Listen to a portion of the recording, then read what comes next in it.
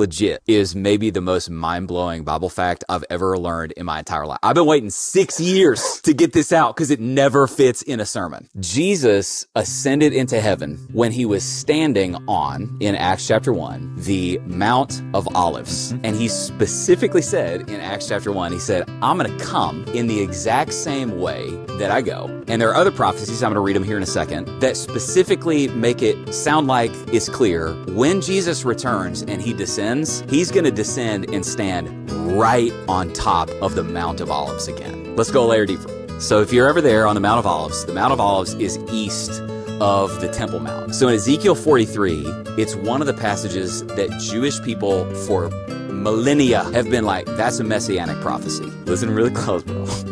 This is insane. Then the man brought me back to the outer gate of the sanctuary, the one facing the east, and it was shut. It is to remain shut because the Lord, the God of Israel, has entered through it. And when it says has entered through it, this is prophetic foreshortening, talking about a future event as if it were in the past. This right here is the East Gate as seen from when you're standing on the Mount of Olives. That's literally what you're looking at right there, East Gate right there. Now, you look at it, you're like, where's the gate, bro?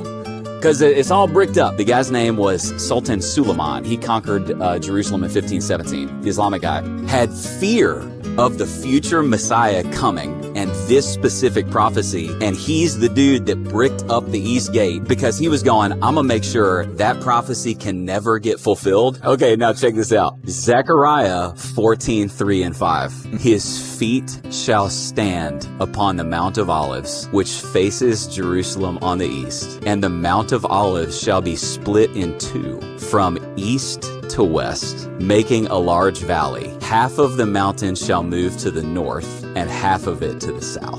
In 1964, look this up. There's a million news stories about this. These Jewish dudes want to build a hotel on the top of the Mount of Olives. They've got to get a geological survey done before they build on the top of a historic mount. When they do the geological survey, they discover that there is a fault line that runs right underneath the Mount of Olives. It is an east to west fault line that runs right from the top of the Mount of Olives right to the east gate. When Jesus returns, he'll descend on that mountain. And I think what's going to happen is the Bible talks about the earth and the heavens being shaken. I think that in fulfillment of this prophecy, that whole valley will just do this. All those stones that dude put in front of that thing are going to fall right down. And he's going to walk right through that thing, stand on that Temple Mount and be like, where are you at now?